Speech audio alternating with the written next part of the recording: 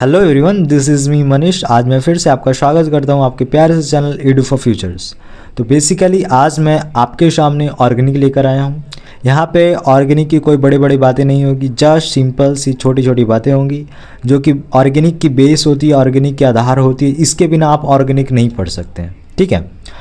और इसमें बेसिकली जो मैं ये लेक्चर लूँगा ये ज़्यादा से ज़्यादा 10 या 15 मिनट की होगी, जिसमें आपको एकदम क्रिस्प वे में मैं चीज़ों को बताऊंगा। जस्ट आपके टॉपिक्स बताऊंगा, जस्ट आपके क्वेश्चंस करवाऊंगा ताकि आपको समझ में आ जाए कि एक्चुअली है क्या वो चीज़, ठीक है।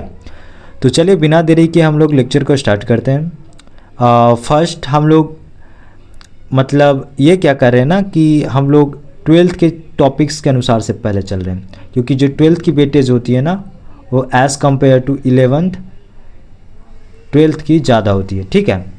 तो मैं पहले 12th का स्टार्ट कर रहा हूँ। अब 12th में भी कुछ तो बेसिक चीज़ है जो आपको जानने की ज़रूरत है। तो चलिए हम लोग स्टार्ट करते हैं। फर्स्ट आपका जो 12th का चैप्टर्स है हैलोएल्केन्स एंड हैलोएरिन्स है, ठीक है। और हैलोएरिन्स में पहले ये चैप्टर्स है, इसको स्टार्ट करने से पहले मैं आपको एक चीज़ बताना चाहूँगा कि आपके मन में एक डाउट आ रहे होंगे कि हैलोएल्केन्स है क्या आखिर। मतलब हैलोएल्केन्स मतलब वाट, हेलो कौन से जानवर का नाम है, एल्किन कौन से जानवर का नाम है, मुझे कुछ नहीं मालूम। तो देखिए, ऑर्गेनिक केमिस्ट्री होती है ना वो बेसिकली कार्बन के जितने भी कंपाउंड्स हैं ना उसकी केमिस्ट्री होती है। उसमें सिर्फ कार्बन के जितने भी कंपाउंड्स होते हैं एंड इससे डेरिवेटिव्स कंपाउंड उसकी यहाँ पे बातें की जाती हैं, ठीक है। अब उसमें भी एक होते हैं एल्केन, एल्कीन, एल्काइन ऐसे करके। तो जब आप एल्केन के साथ हैलोजन जोड़ते हो, आप सोच रहे हो कि एल्केन क्या है, हैलोजन्स क्या है। देखिए आप स्क्रीन पे देख रहे होंगे, यहाँ पे एल्केन लिखा है। एल्केन बेसिकली इसको कहते हैं, एक सेकेंड, इसको कहते हैं। अब आप सोच रहे हो कि ये क्या आप लिख दिया, तो ये है एल्केन का फार्मूला। अब इसको याद कैसे आप कर सकते हैं। तो एक आपने मीम्स देख रखा होगा, उसमें ऐसे करके टीचर नाच के गा करके ऐसे पढ़ा रहे थे कि कह दो ना +2, कह दो ना -2 ऐसे करके। तो यहाँ पे कह दो ना +2 क्या हो जाते हैं आपके एल्केन्स हो जाते हैं, ठीक है। तो आप इसको ऐसे करके याद कर सकते हैं। अब आप सोच रहे हो कि इसके बेस्ट फार्मूला कैसे होगा। देखिए जैसे अगर n का वैल्यू हम 1 ले रहे हैं तो C को क्या लिखेंगे, 1 लिखेंगे, और H को क्या लिखेंगे, 1 × 2 + 2, तो क्या हो जाएगा यहाँ पे 4 हो जाएगा। मतलब कि क्या बन जाएगा, CH4। तो CH4 को क्या कहते हैं हम लोग, मीथेन कहते हैं। तो ये आपका पहला आपका एल्केन बन जाता है। तो एल्केन आप लोग आई होप समझ गए होंगे कि ये होता है, ठीक है। एक्स क्या होता है, तो एक्स होता है हैलोजन्स। हैलोजन्स मतलब वही जो फ्लोरीन, क्लोरीन, ब्रोमीन, आयोडीन वाली जो चीज़ें होती हैं ना, हैलोजन फैमिली, वो, ठीक है। तो वो हैलोजन कहलाती है। जब R और X मिल के एक कंपाउंड बनाता है तो वो कंपाउंड को क्या कहते हैं, वो कंपाउंड को हम लोग कहते हैं हैलोएल्केन्स, ठीक है। अब हैलोएल्केन्स को ऐसे भी लिख सकते हैं, XR लिख सकते हैं, RX लिख सकते हैं, बात इक्वल है, ठीक है।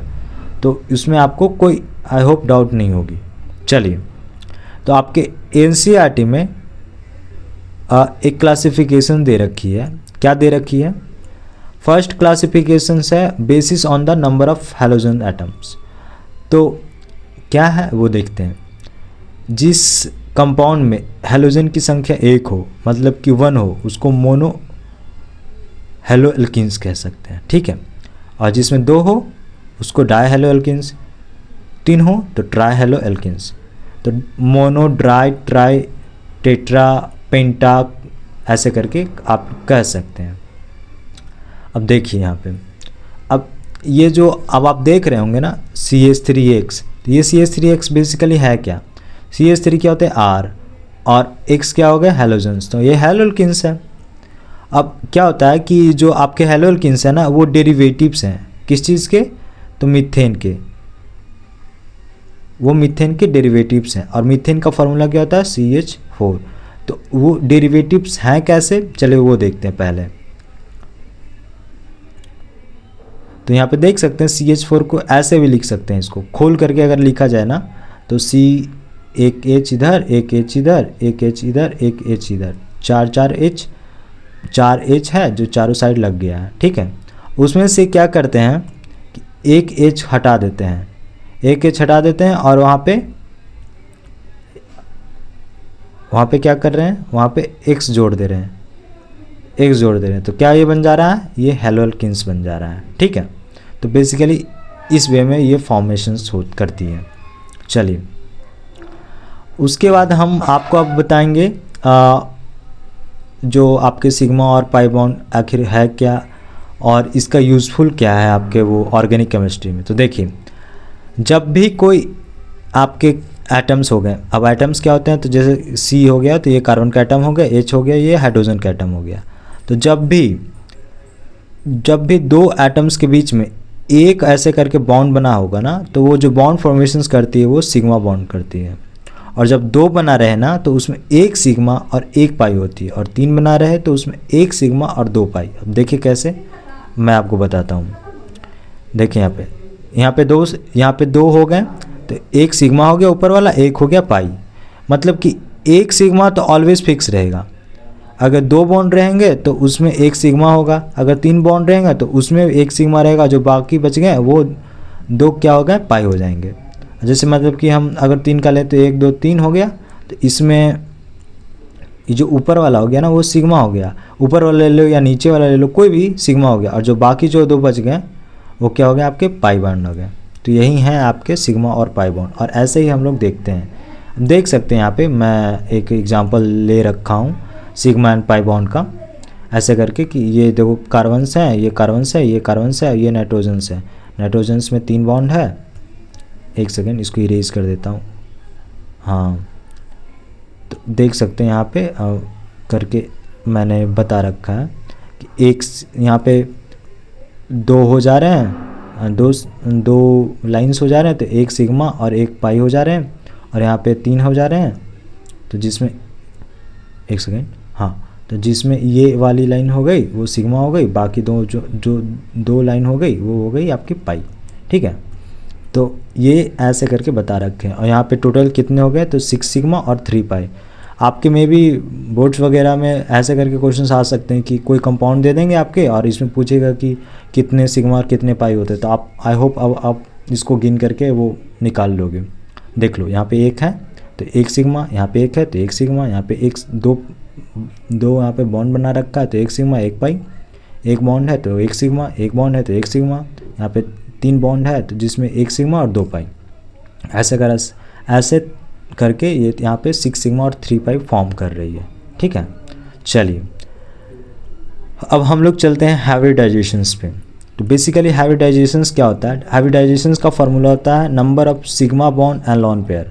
सिग्मा बॉन्ड तो अभी जस्ट ऊपर पढ़े, तो लोन पेयर क्या होता है ना, कि लोन पेयर होता है कि जैसे बोला जाता है ना कि एक एटम्स दूसरे एटम्स के साथ बॉन्ड बनाता है, और कुछ एटम्स जो नहीं बॉन्ड, जो मतलब कि कुछ उसके पास इलेक्ट्रॉन्स होती है वो बॉन्ड नहीं बना पाती है, तो जो बच जाती है उसको ही लोन पेयर कहते हैं, और जो बॉन्ड बना लेती है उसको बॉन्ड पेयर कहते हैं, मतलब बॉन्ड पेयर कहते हैं, ऐसे करके लोन पेयर और बॉन्ड पेयर ऐसे। ठीक है, तो चलिए अब हम लोग बताते हैं यहाँ पे कि हाइब्रिडाइजेशन बेसिकली क्या होता है, तो number of sigma bonds and lone pair. तो देखिए अगर ये दोनों को जोड़ करके 2 आ रहे हैं तो वो sp हो जाता है। अगर ये दोनों को जोड़ करके यहाँ पे देख सकते हैं 3 आ रहे हैं तो sp2 हो जाएगा, और 4 आ रहे होंगे तो sp3 हो जाएगा। मतलब कि ये 4 में ना मे भी हो सकते हैं आपके 1 सिग्मा हो 3 लोन पेयर हो, 2 सिग्मा हो 2 लोन पेयर हो, 3 सिग्मा हो 1 लोन पेयर हो, कुछ भी हो सकते हैं। इवन हो सकता है 4 सिग्मा हो 0 लोन पेयर हो। तो जो भी प्रॉबिलिटी बैठ सकती है उसके अनुसार से बस आपको ये ध्यान में रखना है कि अगर 4 आ रही है तो sp3 हो जाएगी, 3 आ रही है तो आपके sp2 हो जाएगी, 2 आ रही है तो sp हो जाएगी। ये आपको ध्यान में रखना है, बस सिंपल। ऐसे होने को तो बहुत सारे होते हैं, sp2 हो जाएंगे, sp_d2 हो जाएंगे, लेकिन उतना भी आपको जानने की ज़रूरत नहीं है, मतलब कि बस यही जानो आप, सही है।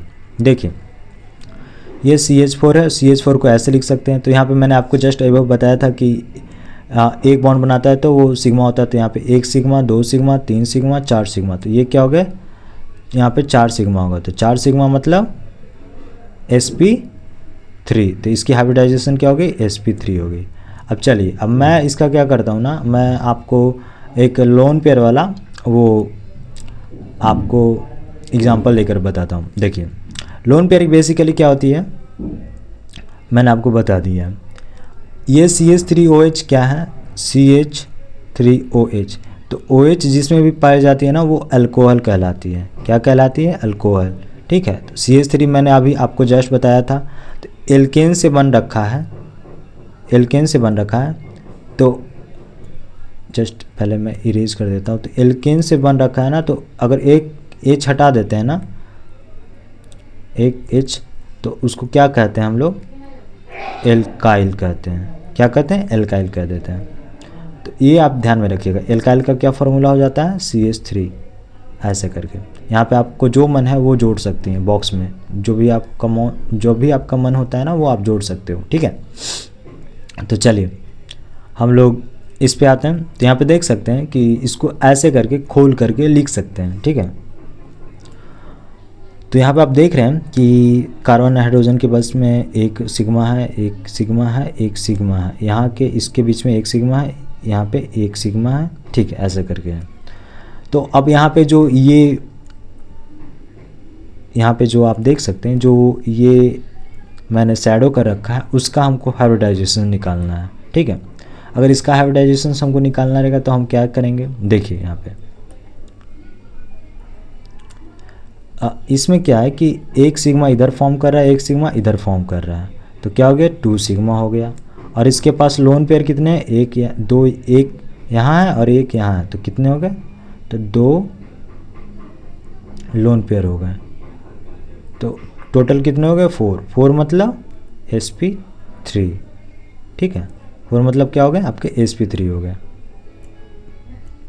तो ये इस तरह से आपके अगर पूछे जाएंगे ऑक्सीजन के क्या हैं आपके हाइब्रिडाइजेशन, तो आप बता सकते हो sp3। अब लेट सपोज ऐसे करके कोई कंपाउंड दे रखा और उसमें आपके कार्बन के पूछ लिए, तो आप क्या करोगे। तो देखो, कार्बन में क्या है कि हाइड्रोजन के साथ एक सिग्मा है, इधर एक सिग्मा है, और इधर ऑक्सीजन के साथ ही सिग्मा बॉन्ड है। यहाँ पे भी हाइड्रोजन के साथ क्या है, सिग्मा बॉन्ड है। तो मतलब कि यहाँ पे क्या है, यहाँ पे sp3 है। sp3 मतलब यहाँ पे 4 सिग्मा बॉन्ड है, देख सकते हो, एक यहाँ है, एक यहाँ है, एक यहाँ है, एक यहाँ है। ठीक है, तो इस वे में आप इसको हाइब्रिडाइजेशन कोई भी कंपाउंड का आप निकाल सकते हो, कोई भी ऐसे करके कोई भी एटम्स का कोई भी कोई भी कंपाउंड में कुछ भी आप निकाल सकते हो। ठीक है, तो चलिए अब मैं आपको बताता हूँ कि बेंजीन क्या होते हैं। बेंजीन बेसिकली जब 6 कार्बन को क्या करते हैं ना, हम लोग रिंग में बना देते हैं, तो वो बेंजीन कहलाती है। ठीक है, तो अब बेंजीन को ऐसे हम लोग शो कर सकते हैं, इस वे में शो कर सकते हैं, या तो ऐसे कर सकते हैं या तो ऐसे कर सकते हैं। और बेंजीन एरोमेटिक होती है, तो एरोमेटिक बेंजीन ऐसे करके भी बोल सकते हैं हम लोग। ठीक है, चलिए अब पहले मैं इसको इरेज कर दे रहा हूँ। हाँ, अब इरेज हो गई। हाँ, तो देखिए, तो बेंजीन का क्या फॉर्मूला मैंने अभी जस्ट बताया था, तो C6H6, इसको बेंजीन कहते हैं। तो बस आपको अभी इतना ही ध्यान में रखना, और कुछ नहीं ध्यान में रखना। R है ना, R को एलिफेटिक भी कर सकते हैं। अब एलिफेटिक सिर्फ R को ही नहीं कर सकते, और R बेसिकली है क्या, तो मैंने आपको बताया था एल्केन। एल्केन क्या होते हैं, तो वही CH3 होते हैं, और मतलब CH4 होते हैं, उसमें CH3 करके जोड़ते चले जाओ, तो वो एल्कीन की होमोलोगस सीरीज बन जाती है। होमोलोगस सीरीज क्या होती है, नहीं होती है, आपको अभी जानने की ज़रूरत नहीं है। तो आप उस पर उतना वो फोर्स नहीं करो, आप अपना दिमाग उस पर मत लगाओ। ठीक है, बस आपको ध्यान में ये रखना है कि R को एलिफेटिक भी कहते हैं और बेंजीन को एरोमेटिक कहते हैं। एरोमेटिक क्यों कहते हैं, एलिफेटिक क्यों कहते हैं, उसके लिए मैं एक अलग से सेशन ले लूँगा, तो वो आपको कोई प्रॉब्लम्स नहीं होगी। ठीक है, चलिए अब मैं क्या करता हूँ ना कि ऑर्गेनिक कंपाउंड में बहुत सारे ऑर्गेनिक कंपाउंड होते हैं, जैसे कि कार्बोहाइड्रेट हो गए, अल्कोहल हो गए, एल्डिहाइड हो गए, कीटोन हो गए, फिनॉल हो गए, बहुत सारे होते हैं। तो वो एक्चुअली हैं क्या, वो मैं आज बताता हूँ आपको। देखो, फर्स्ट थिंग्स ये है ना कि जैसे कोई भी कोई भी बेंजीन रिंग पे अगर कोई भी यहाँ पे आपके फंक्शनल ग्रुप ऐड हो जाते हैं, तो वो एक अलग करके कंपाउंड बन जाते हैं। तो अब ये आप सोच रहे होगे ना कि जैसे कि फंक्शनल ग्रुप आपने बोला यहाँ पे ऐड हो जाते हैं, मतलब कि यहाँ पे नहीं होंगे, अरे यहाँ पे भी हो जाएंगे, यहाँ पे भी होंगे, यहाँ पे भी होंगे। ये सब पोजीशन का नाम है, ये पोजीशन का नाम है, ये भी पोजीशन का नाम है। ऑर्थो, मेटा, पारा, ये ऑर्थो हो गया, ये मेटा हो गया, ये पारा पोजीशन हो गया। तो ये सब नाम हैं जो मैं आपको बता दूंगा धीरे धीरे, ठीक है। देखिए फर्स्ट थिंग्स है हेलो एल्किन्स। तो हेलो एल्किन्स क्या कहते हैं, तो आर एक्स कहते हैं, ठीक है, उसको हेलो एल्किन्स कह देते हैं। और हेलो एरिन क्या कहते हैं, तो एरिन के जो एरोमेटिक होती है ना, एरोमेटिक बेंजीन, उसको एरिन्स भी कहा जाता है। और उसके ऊपर में अगर आपके हेलोजन्स ऐड हो जा रहे हैं तो वो क्या कहला जाएंगे, तो हेलो एरिन्स कहलाएंगे, ठीक है। चलिए नेक्स्ट है आपके अल्कोहल। तो अल्कोहल बेसिकली क्या होते हैं, या तो एलिफेटिक होते हैं या तो फिर एरोमेटिक होते हैं। आर के साथ ओ एच जुड़ा हुआ हो तो वो अल्कोहल कहला जाएगी, और ए आर के साथ भी ओ एच जुड़ा हो तो वो अल्कोहल कहला जाती है। यहाँ पे आपको बस ये ध्यान में देना है कि ओ एच से हम लोग अल्कोहल को पहचानते हैं, ठीक है। ओ एच से हम लोग क्या पहचानते हैं, अल्कोहल को। और यहाँ पे नेक्स्ट में आपका है एल्डिहाइड। एल्डिहाइड को किस चीज़ से पहचानते हैं, तो सी एच ओ। अब सी एच ओ मतलब क्या, सी उसके ऊपर में डबल बॉन्ड और यहाँ पे एच, और यहाँ पे कोई भी फंक्शनल, एक सेकेंड, और यहाँ पे कोई भी फंक्शनल ग्रुप जब ऐसे हो तो एल्डिहाइड कहलाती है। अब यहाँ पे फंक्शनल ग्रुप में क्या है, तो आर है और ए आर है। A R for aromatic, R for aliphatic, या फिर कोई भी आप यहाँ पे फंक्शनल ग्रुप ऐड कर सकते हो, ठीक है। चलिए नेक्स्ट आपका है कीटोन्स। कीटोन्स में क्या है, सी ओ आर डैश, सी ओ आर डैश। तो ये बेसिकली है क्या, तो यहाँ पे देख सकते हैं, इसको ऐसे पहले लिखिए, ऐसे लिख दिए, और यहाँ पे आर जोड़ना है, एक्स जोड़ना है, वाई जोड़ना है, जो भी आप जोड़ सकते हो, जो भी आपको कंपाउंड्स दे रखे होंगे आप जोड़ोगे वो आपके बन जाएंगे। तो ये आपके कीटोन्स हो गए। कीटोन्स में एलिफेटिक्स भी होते हैं और एरोमेटिक भी होते हैं, तो आप देख सकते हैं। अब आपके क्या होगा, कार्बोक्सिलिक एसिड। कार्बोक्सिलिक एसिड का जो फंक्शनल ग्रुप का फॉर्मूला होता है सी ओ एच होता है। इसको कैसे लिखते हैं, तो सी के ऊपर में डबल बॉन्ड और यहाँ पे ओ एच, तो ये हो गया, ठीक है। तो इसको कैसे लिख सकते हैं, तो ये एलिफेटिक हो गई तो इसमें आर हो जाती है, एरोमेटिक हो गई तो बेंजीन रिंग ऐड हो जाती है, बस ये है, ठीक है। अब नेक्स्ट है आपके एसिड हैलाइड। एसिड हैलाइड में मतलब कि क्या होता है ना, कि वैसे बोला जाता है कि एसिड क्लोराइड से आप हमको कार्बोक्सिलिक एसिड बना के दिखाइए, तो वो मतलब आप तो आगे जाकर पढ़ोगे, लेकिन ये मतलब कि ये आपके ऐसे करके आप डेरिवेटिव्स करके आपको बनाने आनी चाहिए, ठीक है। तो एसिड हैलाइड बेसिकली क्या होता है, तो ये आपके सी के ऊपर में डबल ऑक्सीजन की बॉन्ड हो जाएगी और फिर यहाँ पे एक्स हो जाएगी। एक्स क्यों, क्योंकि यहाँ पे हेलोजन है, हैलाइड है ना, हैलाइड को क्या कहते हैं, हेलोजन। हेलोजन मतलब हेलोजन और हैलाइड एक ही होती है ना, बस उसके नाम्स अलग हो जा रहे हैं, नाम्स अलग हो जा रहे हैं क्योंकि कंपाउंड्स अलग अलग हो जा रही है, अलग अलग यूज कर रहे हैं अलग अलग जगह पे, तो इसलिए उसके नाम्स अलग हो जा रहे हैं, ठीक है। तो ये एक्स हो गई, यहाँ पे एक्स हो गई, तो ये एरोमेटिक हो सकती है और ये आपके एलिफेटिक हो सकती है। तो एरोमेटिक में क्या क्या हो जाती है, तो आपके मतलब ये सॉरी एरोमेटिक में ये हो गई, और आपके हेलोजन्स में क्या क्या हो गए हैं, तो आपके fluorine, chlorine, bromine and iodine. मैं कैसे याद करता हूँ इसको, फ़ैन चला ब्रो आई आई, मतलब मैं ऐसे करके याद करता हूँ, फ़ैन चला ब्रो आई आई, मम्मी होती है ना वो आ गई, फ़ैन चलाओ बाहर में गर्मी लग रही है, उस वे में मैं याद कर सकता हूँ। तो आप भी आप ऐसे करके याद कर सकते हो, ठीक है। चलिए अब आप पढ़ते हैं ईस्टर्स के बारे में। तो ईस्टर बेसिकली क्या होती है, तो ईस्टर होती है आपके कार्बन पे डबल बॉन्ड ओ और यहाँ पे आर डैश, तो ये ईस्टर कहलाती है। यहाँ पे आप कोई भी फंक्शनल ग्रुप ऐड कर सकते हैं, यहाँ पे देख सकते हैं यहाँ पे आर है, यहाँ पे एरोमेटिक्स है, तो मतलब कि जो ईस्टर होती है वो एरोमेटिक्स भी हो जाती है और फिर एलिफेटिक्स भी रहती है। तो जैसे आपको कंपाउंड दे रखा होगा, कुछ भी दे रखा होगा, तो उसके अनुसार से आप करोगे। लास्ट बट नॉट लीस्ट आपके एसिड एनहाइड्राइड। एसिड एनहाइड्राइड में क्या होते हैं कि आपको कुछ नहीं समझ आ रहा है तो पहले तो ये कर दो, फिर ये कर दो, फिर जो यहाँ पे करे हो फिर वो सेम कर दो, फिर यहाँ पे आर डैश ऐड कर दो।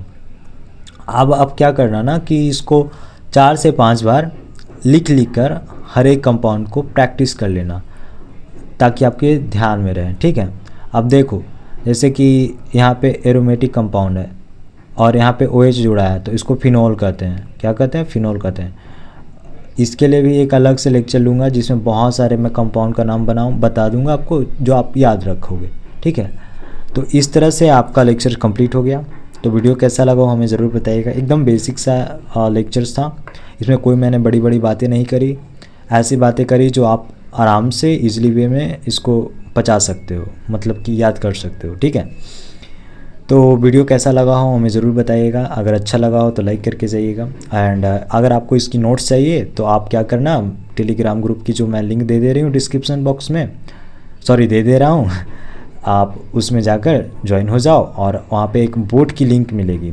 बोर्ड पे क्लिक करना और जो भी लेक्चर वाइज ये होंगी मिनी सीरीज़ में ऐड कर दूँगा या फिर केमिस्ट्री वाले में ऐड कर दूँगा, वहाँ से आप ले सकते हो। नहीं तो फिर मैं मतलब कि मैं ग्रुप में इसकी नोट्स वो भिजवा दूँगा, प्रोवाइड करवा दूँगा। ठीक है, तो वीडियो कैसा लगा हमें ज़रूर बताइएगा। अगर अच्छा लगा हो तो लाइक करके जाइएगा। Thank you.